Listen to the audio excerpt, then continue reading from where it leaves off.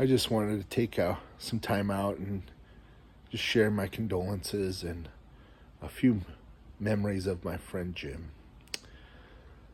I will not be able to make the funeral, and I feel terrible about that. And I'm just not in a good shape with this shoulder right now. But I want to take some time and just share my thoughts with you guys. Um, I don't know why Jim chose me to be a friend. And I think that's how that happened. I think Jim looked at me, saw me as a young green pastor, and he's like, this dude needs help.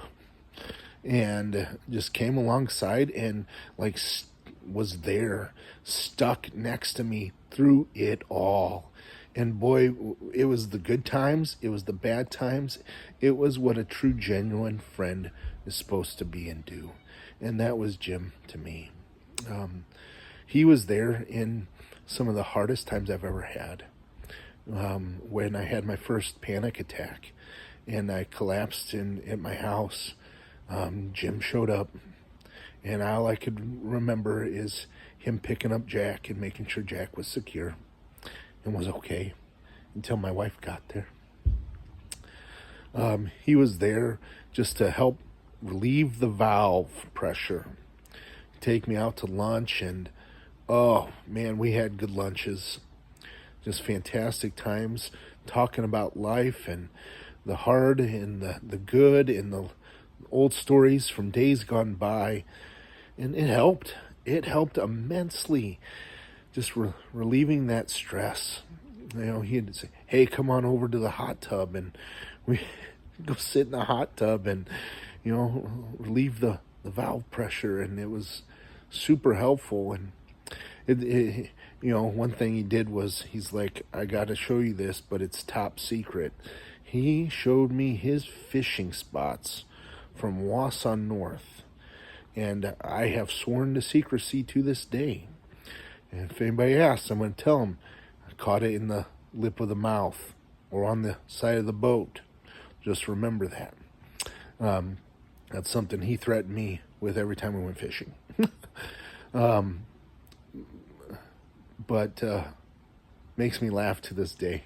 Now I tell everybody that. But Jim really taught me a lot. I want to tell this story. It's a little crass, so be prepared. We were at the Eagle's Nest one time, and I was like, Jim, you want to come with me to go get my medicine down at Target? He's like, yeah, let's go. And so we drove down there and got my medicine. I'm looking around. I'm like, where'd Jim go? Where'd Jim go? He was in the feminine hygiene product aisle holding a bottle of Vagisil. I'm like, Jim, what are you doing? And he looked at me and he smiled. He's like, I know a few men that need this. Because one of his big things was, if you're a man of God, you're a man of God. And you're a warrior. And that's one thing he really taught me, is that we're warriors for the Lord, and we're to stand with people and pray for people, and we're fighting against not against flesh and blood, but the spiritual principalities. And and he really helped me understand that in a better lot there. And so that I'm thankful, and I use that teaching to this day as well. One thing I'm also grateful for is the time we got to spend up at his cabin.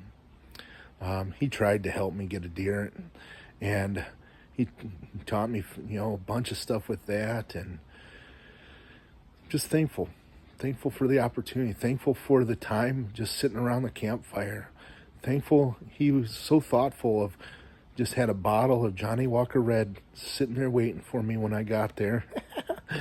And we were able to just relax and wind down and just do life together. Just beyond blessed to have him as a friend. And I've missed him. I've missed him greatly ever since I found out. And there's not a day that goes by that I don't miss him. A few things that he taught me, some more things is, and I used this in a sermon the other day, if you have the King of Kings and the Lord of Lords standing right next to you, how can you be afraid? And I take that to heart. He was always reminding me of where the Lord is in all things. He's right there by my side, ruling and reigning.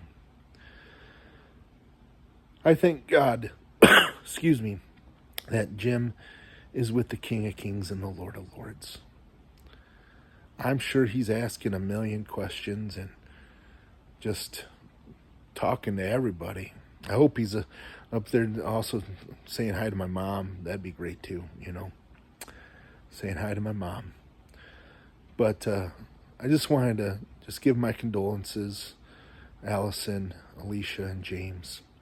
Your dad was a mighty fine man of God.